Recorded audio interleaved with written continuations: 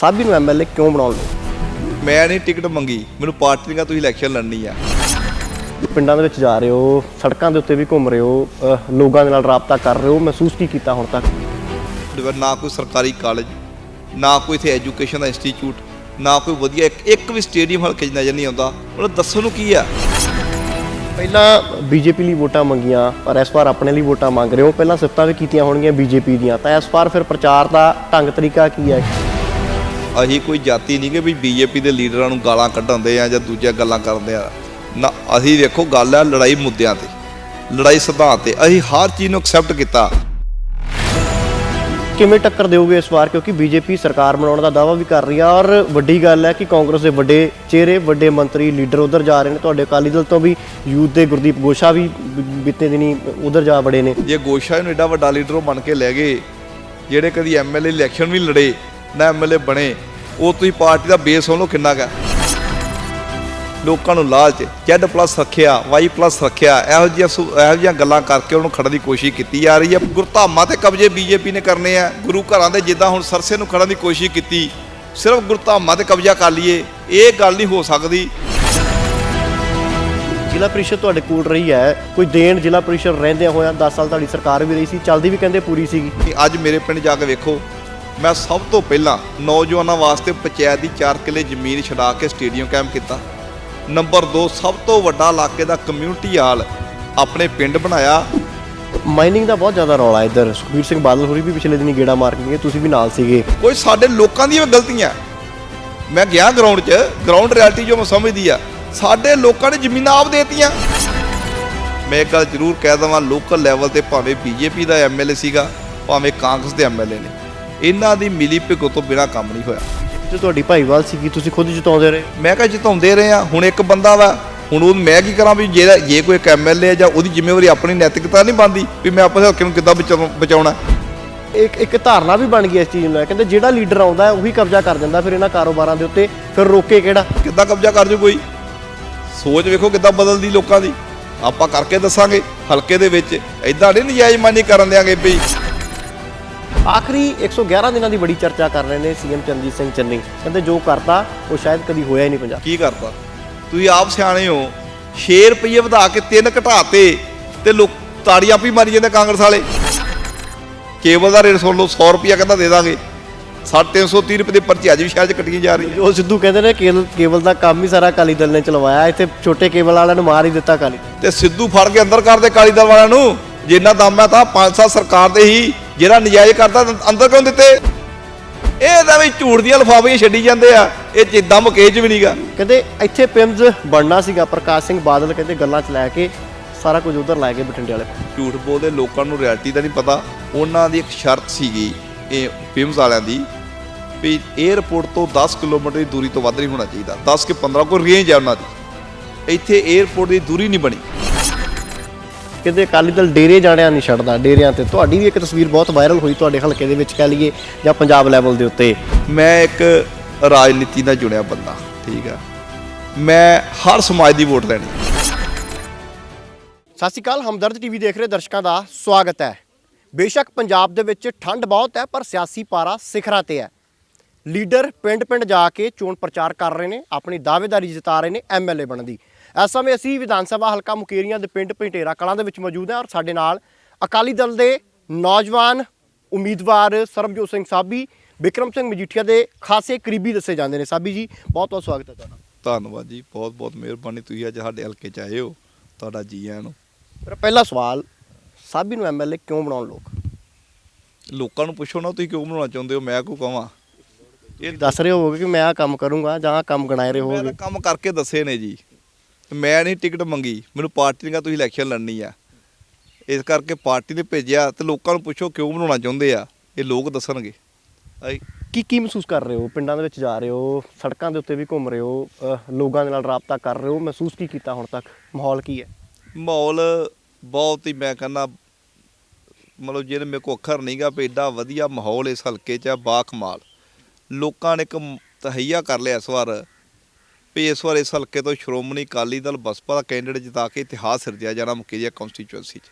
ਕਿਉਂਕਿ ਲੋਕਾਂ ਨੇ ਬੜਾ ਲੰਬਾ ਸਮਾਂ ਇੱਥੇ 50-55 ਸਾਲ ਦਾ ਇਤਿਹਾਸ ਵੇਖ ਲਓ, ਜਿਹਦੇ ਵਿੱਚ 45 ਸਾਲ ਦੇ ਕਰੀਬ ਇੱਕ ਪਰਿਵਾਰ ਨੇ ਰਾਜ ਕੀਤਾ ਤੇ ਥੋੜਾ ਸਮਾਂ ਵਿੱਚੋਂ 10-15 ਸਾਲ ਬੀਜੇਪੀ ਨੂੰ ਮਿਲੇ ਆ ਤੇ ਲੋਕਾਂ ਨੇ ਅੱਜ ਉੱਥੇ ਸੀਮਤ ਕਰਤਾ ਗਲੀਆਂ ਨਾਲੀਆਂ ਤੱਕ। ਗਲੀਆਂ ਨਾਲੇ ਤੋਂ ਉੱਪਰ ਕਿਸੇ ਗੱਲ ਨੂੰ ਨਾ ਕੋਈ ਸਰਕਾਰੀ ਕਾਲਜ, ਨਾ ਕੋਈ ਇੱਥੇ ਐਜੂਕੇਸ਼ਨ ਦਾ ਇੰਸਟੀਚਿਊਟ, ਨਾ ਕੋਈ ਵਧੀਆ ਇੱਕ ਵੀ ਸਟੇਡੀਅਮ ਹਲਕੇ 'ਚ ਨਜ਼ਰ ਨਹੀਂ ਆਉਂਦਾ। ਆ ਕੂੜਾ ਕਰਕਟ ਸੁੱਟਣ ਨੂੰ ਕੋਈ ਡੰਪ ਨਹੀਂ ਬਣਿਆ, ਲੋਕੀ ਗਲੀਆਂ ਨਾਲ ਸੁੱਟੀ ਜਾ ਰਹੇ ਆ। ਮਤਲਬ ਦੱਸਣ ਨੂੰ ਕੀ ਆ ਇਹਨਾਂ ਨੂੰ। ਮੈਂ ਪੁੱਛਣਾ ਚਾਹੁੰਦਾ ਇਹਨਾਂ ਲੋਕਾਂ ਨੂੰ ਵੀ ਤੁਸੀਂ 50 ਸਾਲ ਦੇ ਕਰੀਬ ਰਾਜ ਕੀਤਾ, ਪਰ ਹਲਕੇ ਦਾ ਜਿਹੜਾ ਵੋਟਰ ਹੈ ਜਾਂ ਹਲਕੇ ਦੇ ਲੋਕਾਂ ਨੇ ਵੋਟ ਜਿਸ ਵਿਸ਼ਵਾਸ ਨਾਲ, ਜਿਸ ਭਰੋਸੇ ਨਾਲ ਤੁਹਾਨੂੰ ਪਾਈ ਆ, ਉਹ ਸਿਰਫ ਗਲੀਆਂ ਨਾਲੀ ਲਈ ਪਾਈ ਆ। ਇਹ ਇਸੇ ਚੀਜ਼ ਨੂੰ ਡਿਵੈਲਪਮੈਂਟ ਸਮਝਦੇ ਆ। ਤੇ ਕੋਈ ਐਜੂਕੇਸ਼ਨ ਇੰਸਟੀਚਿਊਟ ਨਹੀਂ, ਕੋਈ ਬੱਚਿਆਂ ਦੇ ਰੁਜ਼ਗਾਰ ਪੈਦਾ ਕਿਹੜੇ ਕੀਤੇ ਗਏ ਹਲਕੇ ਦੇ ਵਿੱਚ, ਇਹ ਕੰਮ ਹੁੰਦੇ ਐਮਐਲਏ ਦੇ।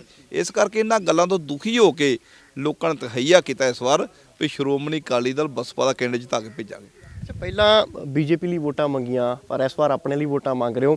ਹੁਣ ਜਦੋਂ ਲੋਕਾਂ ਦੇ ਨਾਲ ਜਾਂਦੇ ਹੋ, ਪਹਿਲਾਂ ਸਿਫਤਾਂ ਵੀ ਕੀਤੀਆਂ ਹੋਣਗੀਆਂ ਬੀਜੇਪੀ ਦੀਆਂ, ਤਾਂ ਇਸ ਵਾਰ ਫਿਰ ਪ੍ਰਚਾਰ ਦਾ ਢੰਗ ਤਰੀਕਾ ਕੀ ਹੈ? ਕਿਸ ਤਰੀਕੇ ਨਾਲ ਲੋਕਾਂ ਤੱਕ ਆਪਣੀ ਗੱਲ ਪਹੁੰਚਾ ਰਹੇ ਹੋ? ਕਿਉਂਕਿ ਬੀਜੇਪੀ ਦੀਆਂ ਪਹਿਲਾਂ ਸਿਫਤਾਂ ਤੇ ਹੁਣ ਔਗਣ ਗਣਾਉਣੇ ਸ਼ੁਰੂ ਕਰਤੇ ਹੋਣਗੇ। ਦੇਖੋ ਅਸੀਂ ਕੋਈ ਜਾਤੀ ਨਹੀਂ ਕਿ ਵੀ ਬੀਜੇਪੀ ਦੇ ਲੀਡਰਾਂ ਨੂੰ ਗਾਲਾਂ ਕੱਢਾਉਂਦੇ ਆ ਜਾਂ ਦੂਜੀਆਂ ਗੱਲਾਂ ਕਰਦੇ ਆ ਨਾ। ਅਸੀਂ ਵੇਖੋ ਗੱਲ ਹੈ ਲੜਾਈ ਮੁੱਦਿਆਂ ਤੇ, ਲੜਾਈ ਸਿਧਾਂਤ ਤੇ। ਅਸੀਂ ਹਰ ਚੀਜ਼ ਨੂੰ ਐਕਸੈਪਟ ਕੀਤਾ।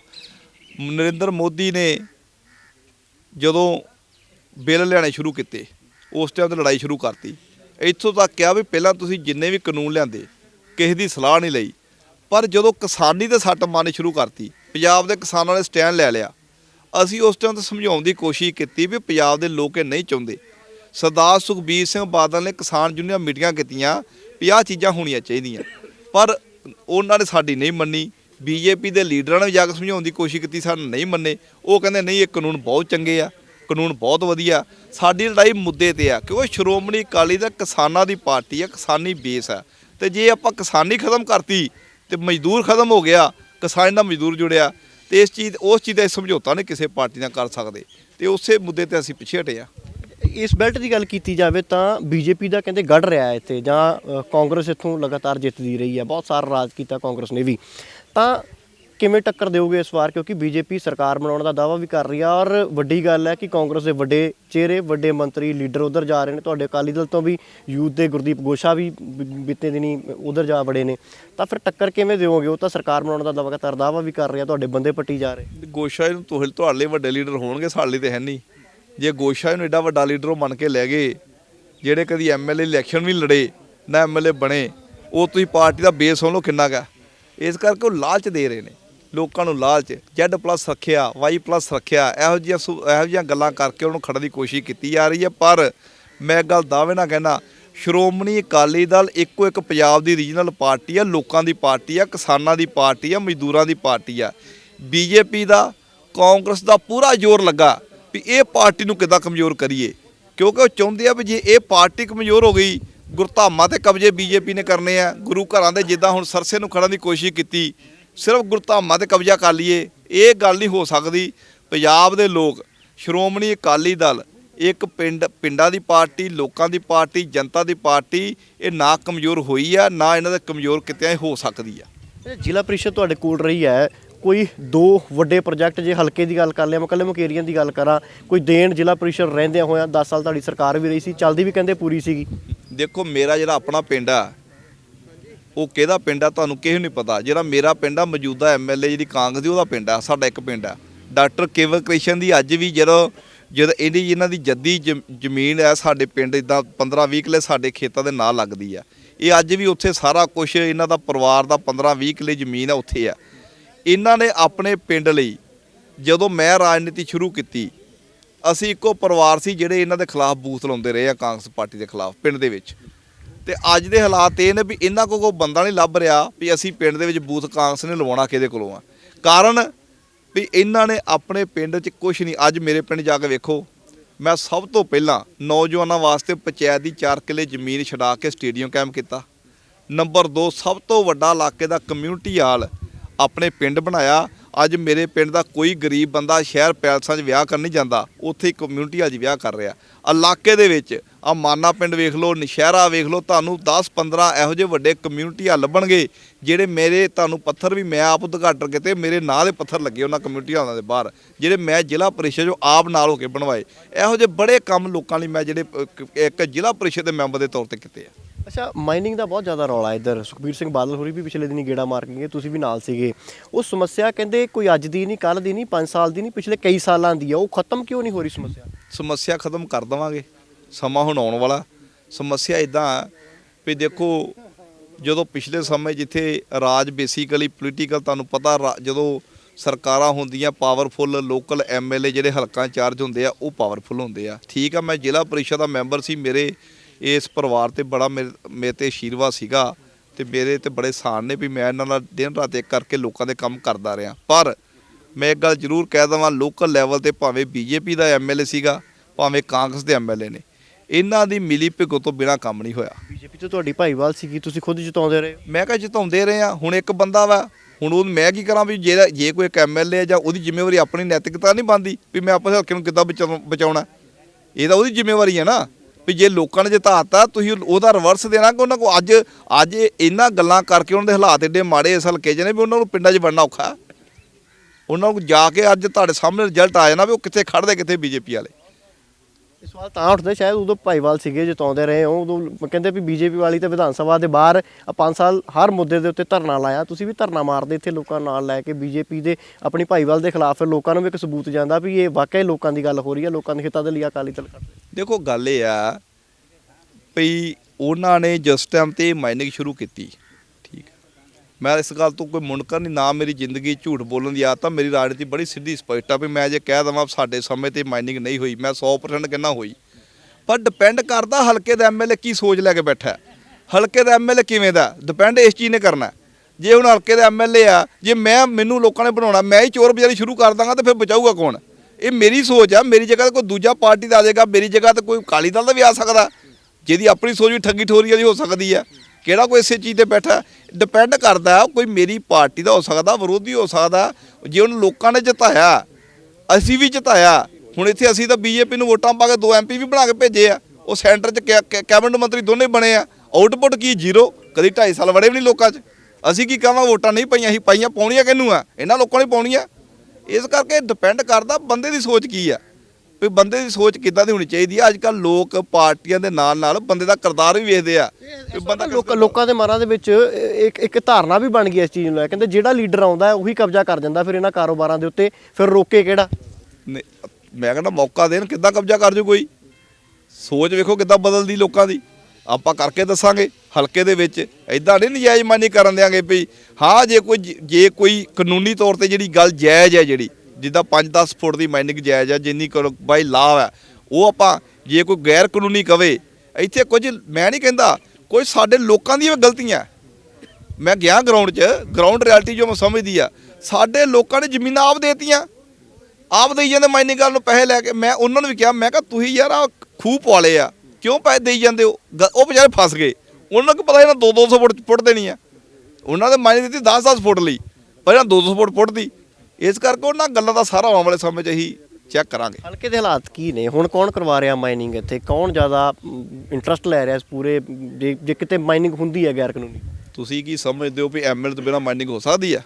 ਤੁਸੀਂ ਮੇਰੇ ਤੋਂ ਵੱਧ ਜਾਣਦੇ ਹੋ, ਪੰਜਾਬ 'ਚ ਘੁੰਮਦੇ ਹੋ ਵੀ ਐਮਐਲਏ ਹਲਕੇ ਦਾ ਐਸਐਚਓ ਐਮਐਲਏ ਲਾਉਣਾ, ਡੀਐਸਪੀ ਐਮਐਲਏ ਲਾਉਣਾ, ਐਸਡੀਐਮ ਐਮਐਲਏ ਲਾਉਣਾ, ਤਹਿਸੀਲਦਾਰ ਐਮਐਲਏ ਲਾਉਣਾ, ਚੌਂਕੀ ਇੰਚਾਰਜ ਐਮਐਲਏ ਦਾ, ਸਾਰੇ ਤਾਂ ਉਹਨਾਂ ਲਾਉਣੇ ਤੇ ਮਾਈਨਿੰਗ ਕਿਹਨੇ ਕਰਨੀ? ਉਹਨਾਂ ਨੇ ਕਰਨੀ ਹੈ, ਅਸੀਂ ਥੋੜ੍ਹਾ ਕਰ ਦੇਣੀ ਆ। ਇਹ ਸਾਰੀ ਉਹਨਾਂ ਦੀ ਆ। ਅੱਛਾ, ਕਾਂਗਰਸ ਦੇ ਆਖਰੀ ਦਿਨਾਂ ਦੀ ਗੱਲ ਕਰਾਂਗੇ। ਹਾਲਾਂਕਿ ਸਵਾਲ ਤਾਂ ਉਹਨਾਂ ਤੋਂ ਪੂਰੇ 5 ਸਾਲ ਦੇ ਲੋਕ ਕਰ ਰਹੇ ਨੇ ਔਰ ਹਿਸਾਬ ਦੇਣਾ ਬਣਦਾ ਵੀ ਆ ਉਹਨਾਂ ਦਾ, ਸਵਾਲ ਬਣਦੇ ਵੀ ਆ ਲੋਕਾਂ ਨੂੰ 5 ਸਾਲ ਦੇ ਕਰ ਰਹੇ।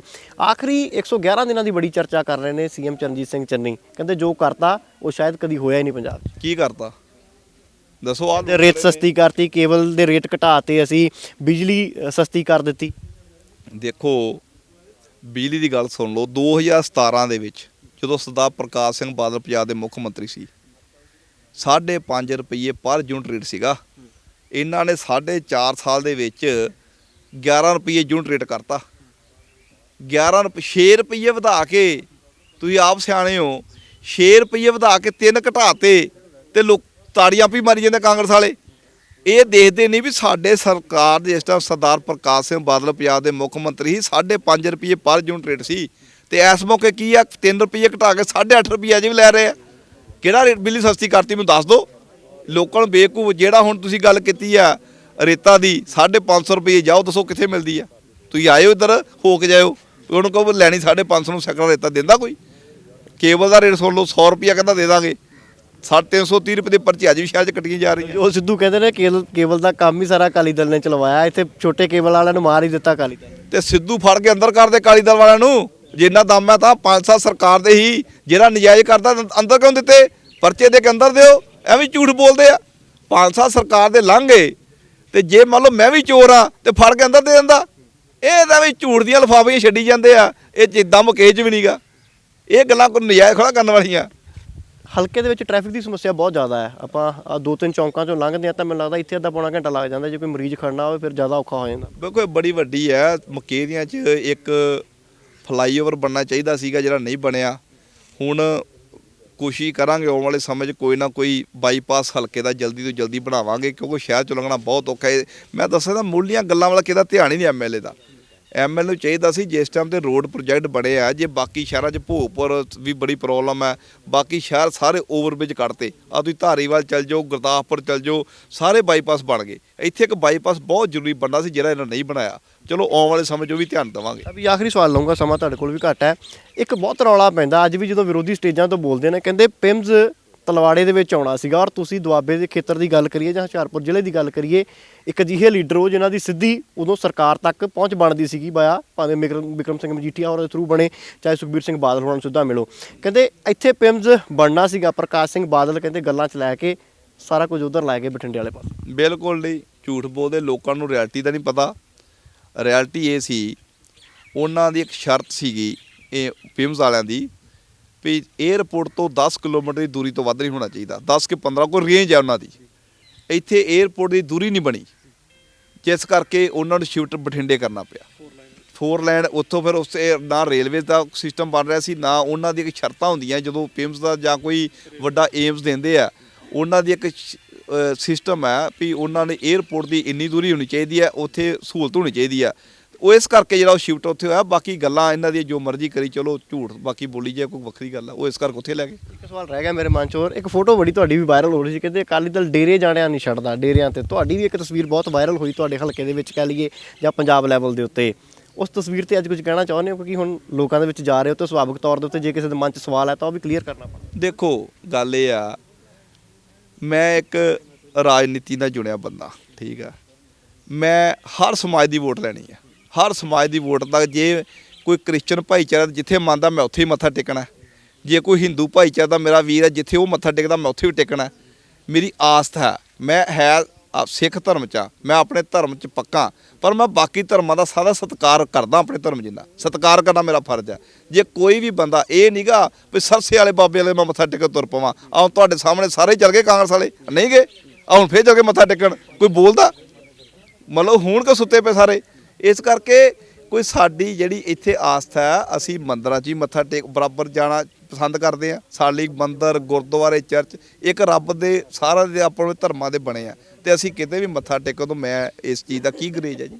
ਧੰਨਵਾਦ ਕਰਨ ਲਈ ਬਹੁਤ ਬਹੁਤ ਧੰਨਵਾਦ। ਤਾਂ ਇਹ ਸੀਗੇ ਸ਼੍ਰੋਮਣੀ ਅਕਾਲੀ ਦਲ ਦੇ ਨੌਜਵਾਨ ਚਿਹਰਾ ਨੇ ਔਰ ਵਿਧਾਨ ਸਭਾ ਹਲਕਾ ਮੁਕੇਰੀਆਂ ਤੋਂ ਮੈਦਾਨ ਦੇ ਵਿੱਚ ਨਿਤਰੇ ਹੋਏ ਨੇ। ਮੁਕਾਬਲਾ ਸਿੱਧੇ ਤੌਰ ਦੇ ਉੱਤੇ ਮੌਜੂਦਾ ਵਿਧਾਇਕਾ ਇੰਦੂ ਬਾਲਾ ਹੋਰਾਂ ਦੇ ਨਾਲ ਹੈ, ਔਰ ਦੂਸਰੇ ਪਾਸੇ ਬੀਜੇਪੀ ਦੇ ਤੋਂ ਕਿਆਸ ਲਗਾਈਆਂ ਜਾ ਰਹੀਆਂ ਨੇ ਕਿ ਜਲਦੀ ਕੈਂਡੀਡੇਟ ਇਸ ਹਲਕੇ ਤੋਂ ਦੇਣ ਜਾ ਰਹੀ ਹੈ। ਫਿਲਹਾਲ ਇਸ ਸੀਟ ਦੇ ਉੱਤੇ ਮੁਕਾਬਲਾ ਕਿਸ ਤਰੀਕੇ ਦਾ ਹੁੰਦਾ ਹੈ ਆਉਣ ਵਾਲੇ ਸਮੇਂ ਜ਼ਰੂਰ ਪਤਾ ਲੱਗੇਗਾ। ਫਿਲਹਾਲ ਕੈਮਰਾਮੈਨ ਨਰੇਸ਼ ਦੇ ਨਾਲ ਸੁਖਵਿੰਦਰ ਸਿੰਘ, ਹਮਦਰਦ ਟੀਵੀ, ਵਿਧਾਨ ਸਭਾ ਹਲਕਾ ਮੁਕੇਰੀਆਂ।